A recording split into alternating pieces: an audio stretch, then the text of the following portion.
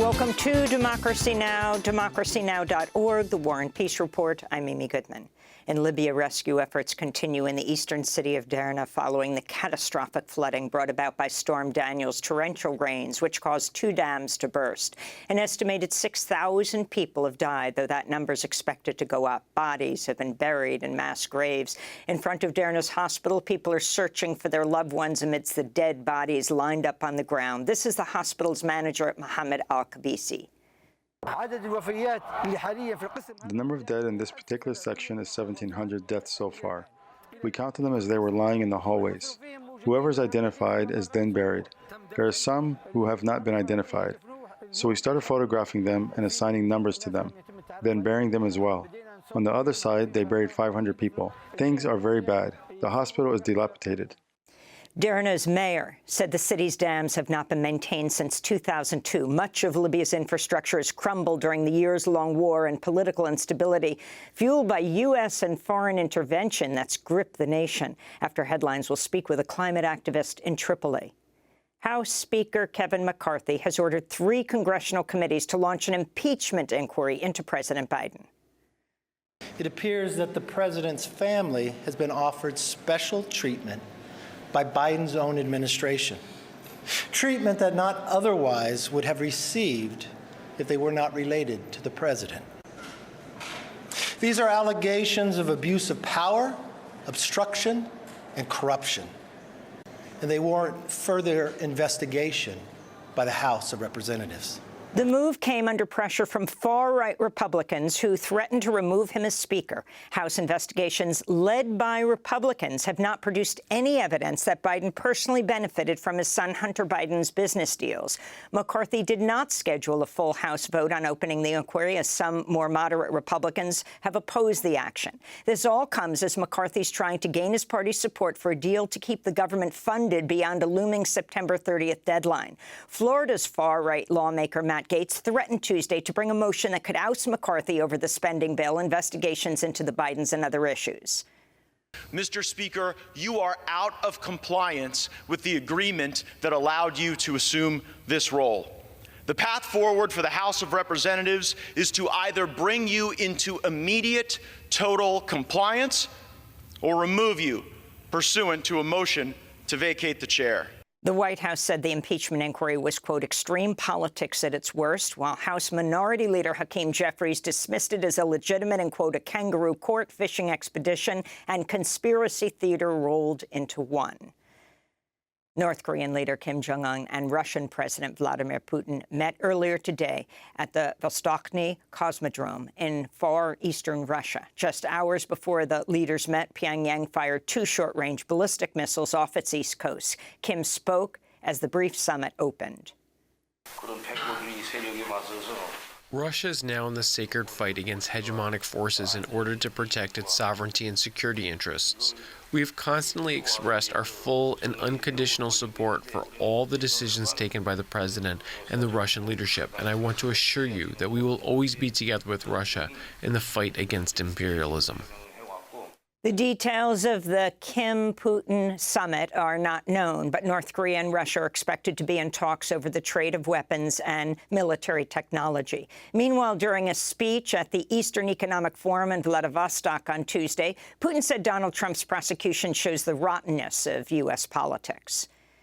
In Vietnam, dozens of people are feared dead after a massive fire broke out late Tuesday at a 9-story apartment building in the capital, Hanoi. An official death toll has not been released, but local outlets say at least 30 people were killed, including children, as the blaze was extinguished in the early hours of the morning. More than 50 others were severely injured and taken to hospital. Witnesses who live near the apartment building described hearing residents screaming for help as they tried to flee the building, which reportedly only had one exit. The small apartment balconies were also surrounded by iron bars. One witness said a small boy was thrown out from the building as the flames consumed the complex. Several others reportedly jumped out to escape. In the Philippines, Nobel Peace Prize laureate and journalist Maria Ressa and her website Rappler have been acquitted of their final tax evasion charge. They were acquitted of 4 other tax evasion charges in January. Maria Ressa had been systematically persecuted for her work by former President Rodrigo Duterte. Ressa still faces 3 other cases, including a 6-year sentence for cyber libel from 2020, which she is now appealing to the Supreme Court. To see our interviews with Maria Ressa, go to democracynow.org. Here in the U.S., new data shows the poverty rate among children more than doubled last year due to record inflation and the expiration of the child tax credit. The pandemic relief helped decrease child poverty rate to a historic low of 5.2% in 2021. That figure surged over 12% after conservative Democratic Senator Joe Manchin and congressional Republicans opposed an extension of the relief. Manchin was the decisive vote. He falsely claims some low-income parents use the payments to buy drugs when data showed most families use the money to buy food and help with rent. The Debt Collective said on social media, quote, Joe Manchin's legacy includes artificially manufacturing child poverty for no reason other than his callous disregard for human beings, unquote.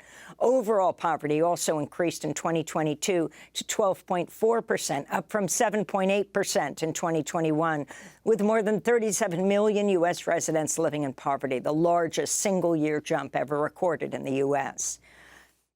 The Center for Reproductive Rights filed lawsuits on behalf of 8 patients and 4 OBGYNs in 3 states, Idaho, Tennessee, and Oklahoma.